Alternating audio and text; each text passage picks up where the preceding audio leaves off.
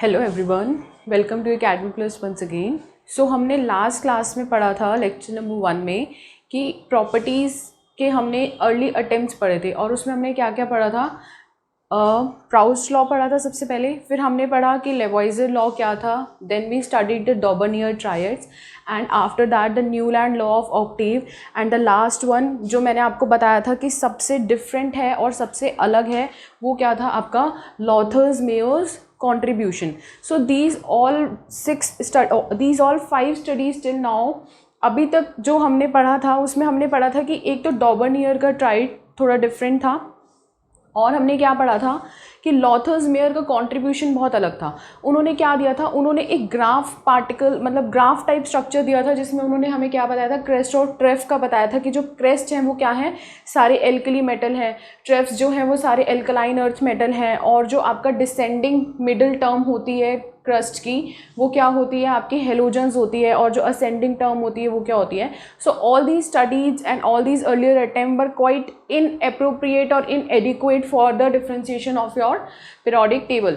After that, Mendeleev was the first one who discovered a kind of equivalence periodic table, जो हमारी जो modern periodic table है जिससे थोड़ा बहुत क्या थी, सिमिलैरिटीज़ थी। तो आज हम क्या पढ़ेंगे, आज हम Mendeleev periodic table की स्टडी करेंगे and I had made the table for you guys and I know that it is quite in this terms of digitalization I am using this, but still I think when we have less resources we should know how to study them. So let's get started with the Mendeleev periodic table. So as we can see that what does Mendeleev suggest, that he suggests that the properties of element are the periodic function of their atomic masses. उनका जो first था उन्होंने क्या बोला था, properties जो होती हैं एलिमेंट की, properties of element are periodic function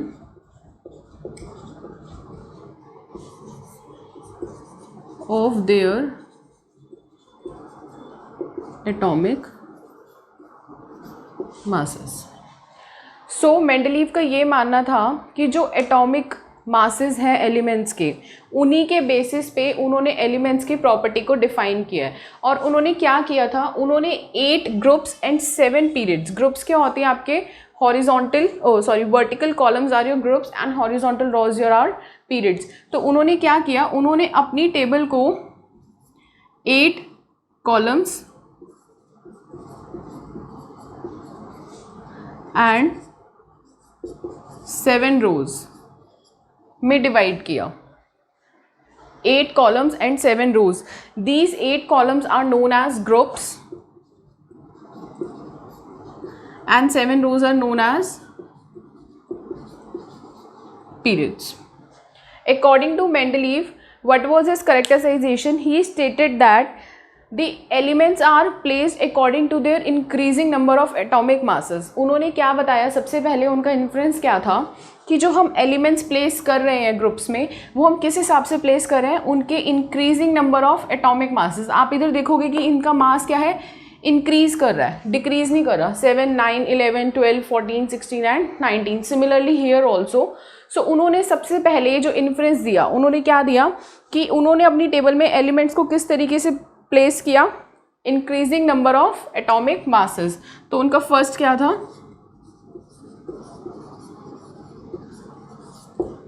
increasing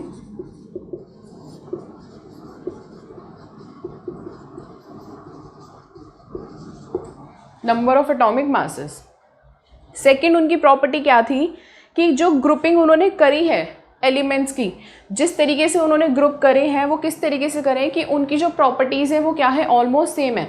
मतलब कि जैसे इन्होंने लिथियम के नीचे सोडियम, पोटेशियम, कॉपर रखा, इस तरीके से इन्होंने क्या किया, इन्होंने ये बताया कि इनके जो एलिमेंट्स हैं, इनकी जो प्रॉपर्टीज़ हैं क्या है, ऑलमोस्ट सेम है। अच्छा, यहाँ पे ना एक चीज़ और भी थी, 4th पीरियड से उनकी जो सीरीज़ थी वो 2 में डिवाइड होनी स्टार्ट हो गई। आप इधर देखोगे मैंने पोटेशियम इधर लिखा है, कॉपर इधर लिखा है, कैल्शियम इधर लिखा है, जिंक इधर लिखा है। इसका मतलब क्या है कि इस सीरीज़ में और इस सीरीज़ में डिफरेंस है। ये क्या है आपकी फर्स्ट सीरीज़ है, ये क्या है आपकी सेकेंड सीरीज़। ऐसे ही ऊपर वाली फर्स्ट सीरीज़, ये क्या है आपकी second, and this one is your first series and this one is your second series.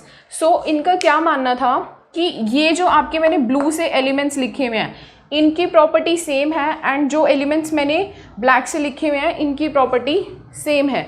Similarly beryllium magnesium की प्रॉपर्टी सेम है, बोरोन एल्यूमिनियम की, ब्लू कार्बन की सिलिकॉन से।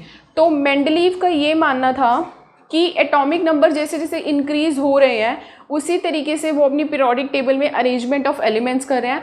And the second one is according to their similar property ही group together the elements. So your second point is grouping of element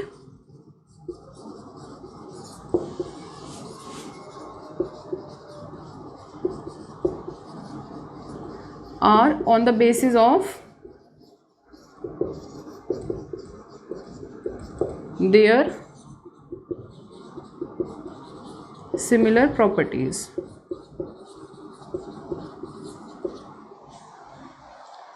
so Mendeleev के ये क्या थे assumption से, बट अब मेंडलीव का आप नोटिस करोगे कि मेंडलीव ने अपनी पीरियोडिक टेबल में कुछ गैप्स छोड़े हुए हैं। सॉरी, यस, उन्होंने अपनी पीरियोडिक टेबल में क्या है कुछ गैप छोड़े हुए हैं, जैसे ये गैप आ गया, ये वाला गैप है, एक गैप ये भी है, और भी बहुत सारे गैप्स हैं। तो उनकी पीरियोडिक टेबल में गैप छोड़ने का रीज़न क्या था? मेंडलीव का ये मानना था कि कुछ एलिमेंट्स ऐसे हैं जो अभी तक डिस्कवर नहीं हुए, लेकिन इन नियर फ्यूचर मेंडलीव के according there are only total 68 elements, sorry, जो मेंडलीव के टाइम पे एलिमेंट्स डिस्कवर हुए थे वो कितने थे? 68 थे। और उन्होंने क्या किया, उनके दो इन्फ्रेंसेस और थे। फर्स्ट उन्होंने कुछ गैप छोड़ा, और वो गैप क्या था? उन्होंने ये इन्फ्रेंस निकाला कि भाई जो वो गैप छोड़ रहे हैं कभी ना कभी जब वो एलिमेंट्स डिस्कवर होंगे तो वो कहीं ना कहीं इधर ही प्लेस होंगे, उनकी जो प्रॉपर्टीज़ होगी वो इन एटॉमिक नंबर के आसपास, एटॉमिक मासेस के आसपास होगी। ठीक है, तो बेसिकली उनकी एक फ्यूचर प्रेडिक्शन थी, ये चीज़ याद रखना, it is a kind of future prediction कि भाई कल को अगर कोई एलिमेंट डिस्कवर होता है तो उसकी कभी ना कभी प्रॉपर्टी इससे रिजेंबल ज़रूर करेगी। ये बहुत पॉजिटिव पॉइंट था मेंडलीव की पीरियोडिक टेबल का, बिकॉज अभी तक जितने भी साइंटिस्ट हमने पढ़े, whether it is your Dobereiner triads, whether it is your Lavoisier, Proust, and whosoever it is, they doesn't tell us about the future prediction of the table. Also you can see that in group से कहीं ना कहीं थोड़ी आपकी जो modern periodic table है वो match कर रही है। सो this is the first profit of Mendeleev periodic table that he left some space so that one can see कि जो masses हैं और जो अभी नए, जो उनके टाइम पे जो नए एलिमेंट्स डिस्कवर हुए हैं उनके masses क्या है? सेम है। तो फर्स्ट इनका इन्फ्रेंस ये था according to the atomic masses. और सेकंड क्या था, उनकी टेबल में एक ड्रॉबैक क्या था, आप नोटिस करोगे कि इनर्ट गैसेस के लिए कोई कॉलम नहीं था। You can write it as no column. क्यों नहीं था? उसका रीज़न ये था कि उस टाइम तक इनर्ट गैसेस डिस्कवर ही नहीं हुई थी। जिस टाइम पे मेंडलीव ने अपनी पीरियोडिक टेबल डिस्कवर करी उस टाइम पे इनर्ट गैसेस क्या होती हैं और इनर्ट गैसेस की एग्जिस्टेंस भी है वो मेंडलीव की पीरियोडिक टेबल में नहीं था। That is why there is neither a group nor a row for the inert gases. So these are some inferences of the Mendeleev periodic table, but as we know that some merits and demerits were also there. First of all Mendeleev ने एक चीज़ और करी थी, वो क्या थी? आप इधर ध्यान से देखोगे अगर, let me show you, यहाँ पे आपने नोटिस किया कि यहाँ पे उसने क्या किया है, कोबाल्ट का जो मास है वो क्या है? 58.5। मैं इधर लिख देती हूँ if it is not visible too much. 58.9 है कोबाल्ट का मास, और निकल का मास कितना है? 58.7। अब देखो इसमें था क्या, मेंडलीव के अकॉर्डिंग उन्होंने क्या किया था कि सिमिलर प्रॉपर्टीज़ जो थी एलिमेंट्स की उनको एक ग्रुप में किया था। ठीक है, और इसी के चलते उन्होंने अपनी टेबल में खुद से एक मिस्टेक भी करी। वो मिस्टेक क्या थी कि एटॉमिक मास उन्होंने किस ऑर्डर में लगाए थे? इंक्रीजिंग ऑर्डर में। और यहाँ पे अगर मैं देखूँ कोबाल्ट का एटॉमिक मास 58.9 है और निकल का 58.7 अकॉर्डिंग टू हिज टेबल। मैं मॉडर्न पीरियोडिक टेबल के बारे में बात नहीं करूँगी बिकॉज वी नो दैट कि निकल will come after the cobalt, so there should be a value that the atomic mass of the nickel is greater than cobalt. मैं ये नहीं कह रही हूँ, बट मॉडर्न पीरियोडिक टेबल नहीं, मेंडलीव की पीरियोडिक टेबल के हिसाब से निकल का जो मास था वो 58.7 था और कोबाल्ट का मास कितना था 58.9। फिर भी इन्होंने कोबाल्ट के मास को निकल के मास से पहले रखा। ऐसा उन्होंने इसलिए किया क्योंकि कोबाल्ट की जो प्रॉपर्टीज़ हैं वो किससे सिमिलर है, रोडियम से, ना कि रुथेनियम या फिर पैलेडियम से। That's why he placed cobalt before nickel and we know that cobalt को निकल के बाद आना चाहिए था, लेकिन कोबाल्ट की जो प्रॉपर्टीज़ हैं वो सिमिलर किससे हैं, रोडियम से। That's why he placed cobalt before nickel just to match the properties of rhodium. So this is your first inference. मतलब आप ये कह सकते हो कि मेंडलीव की टेबल के दो पॉजिटिव पॉइंट क्या थे कि उनकी टेबल किस ऑब्जर्वेशन पे बेस्ड थी, first increasing number of atomic masses and the second observation was elements की जो ग्रुपिंग की गई थी वो किस पे की गई थी, on the basis of their similar properties. But उन्होंने अपनी टेबल में क्या किया, कुछ स्पेसेस छोड़े और उन्होंने ये इन्फ्रेंस दिया कि जब कोई नया एलिमेंट डिस्कवर होगा तो वो कहीं ना कहीं क्या करेगा, इन प्लेसेस को फिल करेगा। सेकंड, उनकी जो इनर्ट गैसेस की टेबल थी वो गायब थी क्योंकि उस टाइम तक इनर्ट गैसेस डिस्कवर ही नहीं हुई थी। And the third one is he mislead, और you can say that mislead, उन्होंने बेसिकली जान के क्या किया, कोबाल्ट को निकल से पहले प्लेस किया। बिसाइड द फैक्ट कि कोबाल्ट का जो एटॉमिक मास है वो ज़्यादा है निकल से, still he placed cobalt before nickel because cobalt resembles in the properties of rhodium not with the palladium and ruthenium.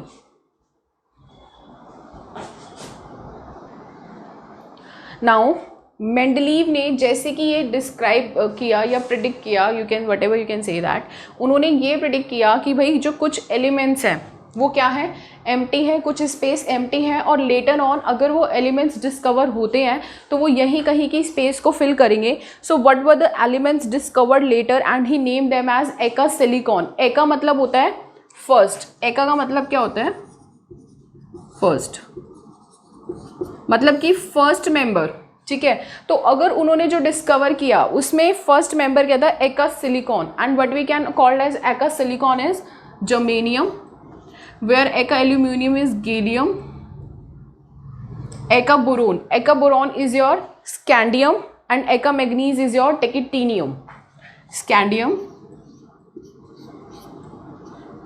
So these are the elements which discovered later, and what did Mendeleev said, these elements are named as eka silicon means germanium. If you can see that new periodic table जो थी हमारी, modern periodic table जो थी उसमें क्या है, carbon, silicon, germanium, tin and lead. तो carbon के बाद क्या है, सिलिकॉन, और जो जर्मेनियम है वो कौन से पीरियड का एलिमेंट है, कौन से ग्रुप का एलिमेंट है, जिस ग्रुप का सिलिकॉन है, कार्बन है। दैट्स वाई ही सेड एका सिलिकॉन यानी कि germanium means the first one, first silicon and is known as germanium in his term. If you want to learn, you can make a short trick like silicon ka aluminium, boron and manganese from the same group. After silicon, germanium is predicted in your modern periodic table. Similarly, gallium is being predicted after aluminium and all these kind of things. And what are the merits of this Mendeleev periodic table? Mendeleev periodic table के merits क्या थे, देखो उनका जो सबसे first merit था वो merit ये था कि बहुत सारे एलिमेंट्स की जो पोजीशन थी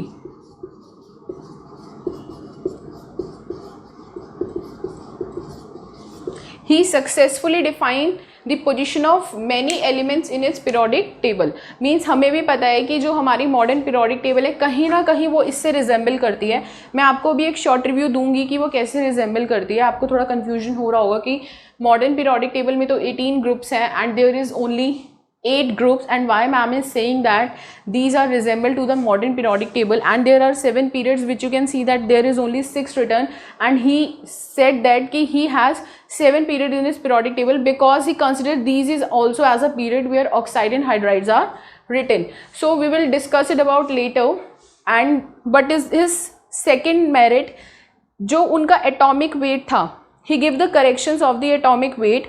Again जो पुरानी टेबल थी उसमें बेरिलियम का जो एटॉमिक वेट था वो कितना था, it is around 15.9, it's around 13.5 I think, yes. तो सेकंड उन्होंने क्या दी थी, करेक्शन ऑफ एटॉमिक वेट। जहाँ पे जैसे कि बेरिलियम था, हमें खुद भी पता है कि बेरिलियम का जो एटॉमिक वेट होता है वो इट इज़ अराउंड 9.1, और एक्चुअली में जो पहले हमें एटॉमिक वेट पता था वो कितना पता था, इट्स 13.5। सो बेसिकली उन्होंने ना ही खाली एटॉमिक वेट या मासेस के इंक्रीजिंग ऑर्डर में टेबल को लगाया था, बट उन्होंने क्या किया था, एटॉमिक वेट की करेक्शंस भी हमें दी थी, जैसे कि beryllium, and there are more other also. ऐसा नहीं था कि उनकी टेबल में एटॉमिक वेट की करेक्शन नहीं थी, obviously there is a correction of atomic weight in his table also, but कहीं ना कहीं कुछ एलिमेंट्स जो पहले गलत डिस्कवर हो रखे थे, they were discovered correctly according to the Mendeleev periodic table.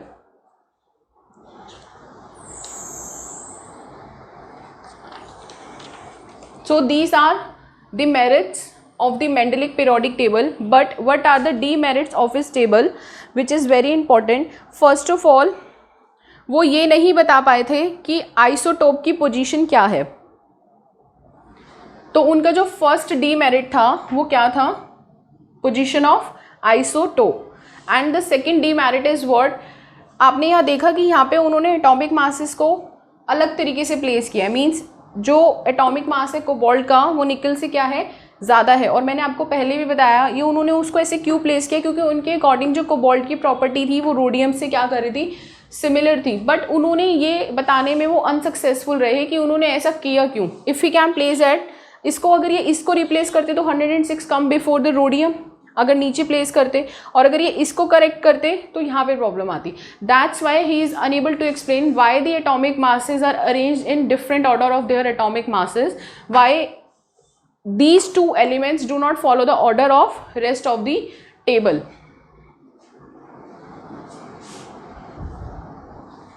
So our last demerit is he cannot describe or cannot explain the correct position of hydrogen. Why he is unable to explain the correct position of hydrogen? As we know that, आपको पता होगा कि अभी आप जब थोड़ा higher classes में पढ़ोगे, और अब भी आपको एक क्वेश्चन है ना ज़रूर पूछा जाएगा सीबीएसई के पॉइंट ऑफ व्यू से, कि Y hydrogen is placed in your periodic table according to your group number 18, why not group number 1?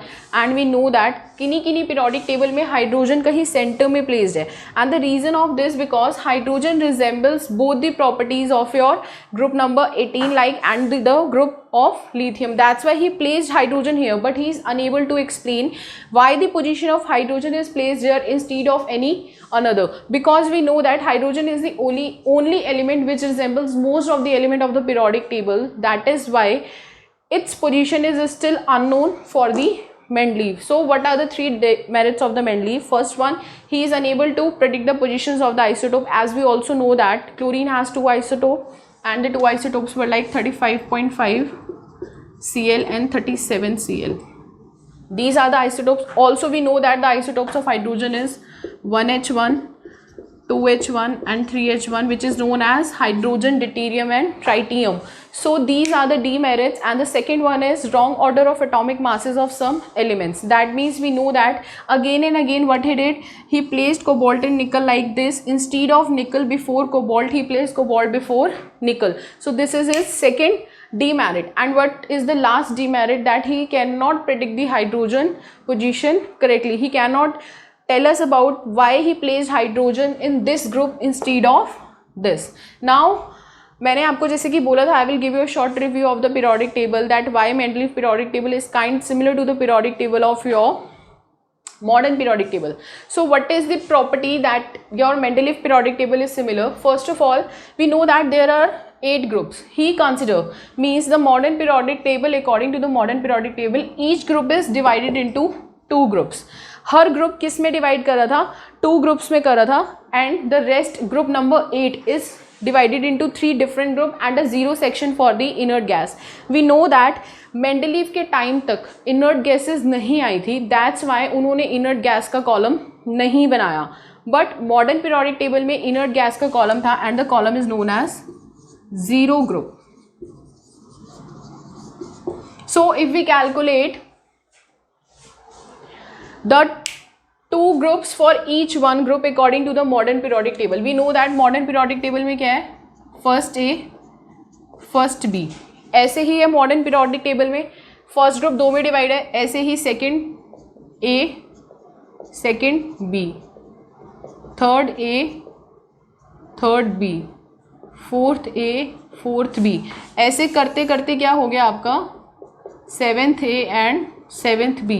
But जो 8 ग्रुप था वो कितने कॉलम्स में डिवाइडेड था, सॉरी हाँ कॉलम्स में, it is divided into 3 columns and the column of 8A, 8B and 8C and a 0 group. So if we calculate and count all the groups, 7 groups are having 2 groups in each, that is a sum of total 14 groups with 1 to 7 having 2 groups each and named as 1A and 1B. Now the 8th group is divided into 3 different groups, so we can add it 3 here, 3 group for 8th group and it is known as A, B and C. And a 0 group we can call it as 1 group, 0 group for the 3 and the total sum is 18. So this is the way how our Mendeleev new modern periodic table is quite similar to the Mendeleev's periodic table because of the resemblance of the group. I hope आपको आज का lecture समझ आया होगा. In the next class I will tell you a detailed description about the modern periodic table so that we can learn it in a way in ourselves. Okay, thanks for the today's lecture. Thanks for watching.